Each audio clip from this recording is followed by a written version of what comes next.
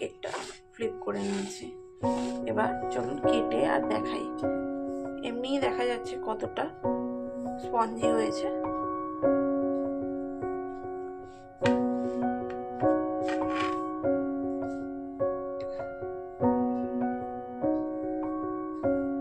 দেখুন।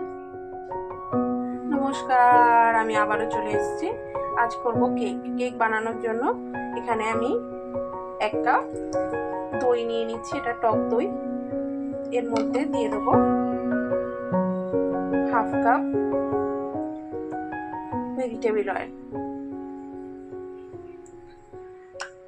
আর দিয়ে দেবো, এখন আর কিছু দেবো না। এবার এটা মিক্স করে নেবো। আজকে কোনো ডিম ইউজ করবো না আমি। মধ্যে দিয়ে দেবো আমি 1 কাপ পাউডার সুগার।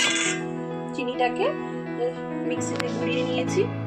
এবার এটাও খুব ভালো করে আমি মিক্স করে নেবো। চলুন মিক্স করে নিয়ে আসছি।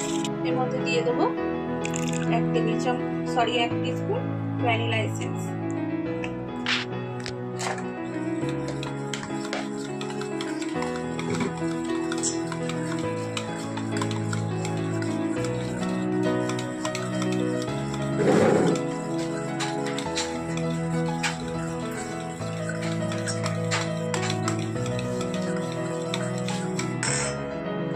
ভ্যানিলা এসেন্স দিয়েও আমি খুব ভালো করে মিক্স করে নিয়েছি। এবার এর মধ্যে দিয়ে দেবো 1/4 কাপ কোকো পাউডার,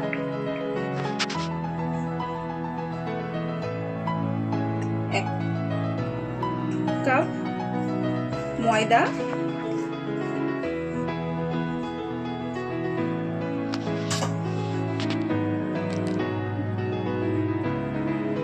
1 চামচ বেকিং পাউডার,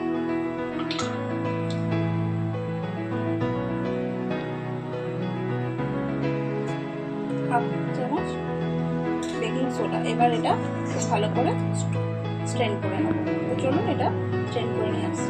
ভালো করে স্ট্রেন করে নিয়েছি। এবার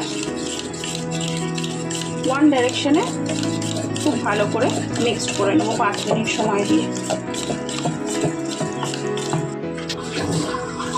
করে মিক্স করে নিয়েছি। এবার অল্প অল্প করে দুধ আমি অ্যাড করব। 1/2 কাপ দুধ আমি নিয়েছি। একসঙ্গে কিন্তু মিক্স করব না, আস্তে আস্তে মিক্স করে মিক্স করে নিয়েছি। সব দুধটা দিইনি, 1/2 কাপেরও হাফ দুধ দিয়েছি। এবার এটা সাইডে রেখে দেবো। একটা কেক টিন নিয়েছি, এতে অল্প একটু অয়েল দিয়ে দেব। দিয়ে এটা খুব ভালো করে আমি ব্রাশ করে দেবো। খুব ভালো করে একটা নর্মাল পেপার এ4 সাইজে সেটা আমি এর মধ্যে দিয়ে দিয়েছি। দিয়ে আবারও ব্রাশ করে দেবো অয়েল। এবার ব্যাটারটা এর মধ্যে পোর করে দেব।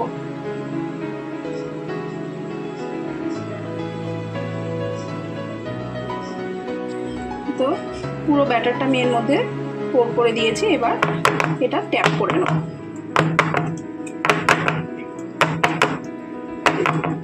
এতে কোনো এয়ার বাবল না থাকে।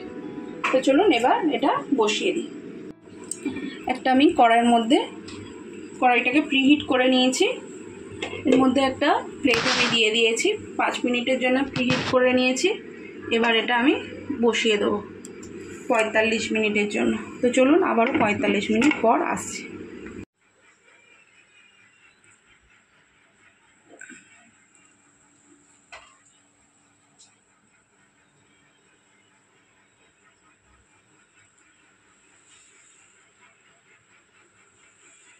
তো চলুন, কেকটা একদম ঠান্ডা হয়ে গিয়েছে। এবার আমি ডিমোল্ড করে নিই। ডিমোল্ড করার আগে সাইডগুলো একটুখানি ছুরির সাহায্যে কেটে নেব। যদি লেগে থাকে তাহলে বেরিয়ে আসবে, কেকটা বেরোতে আর অসুবিধা হবে না। চলুন ডিমোল্ড করে নিই। ডিমোল্ড করে নিয়েছি আর উপরের কাগজটাও আমি উঠিয়ে নিয়েছি। এই যে দেখুন কত ইজিলি উঠে গিয়েছে। আর দেখুন টিনে 1 ফোঁটা লাগিয়েও নি। তো চলুন কেকটা এবার আমি ফ্লিপ করে নিই।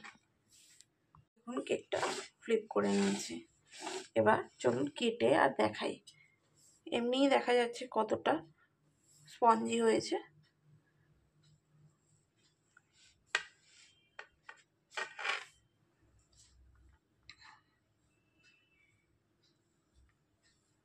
দেখুন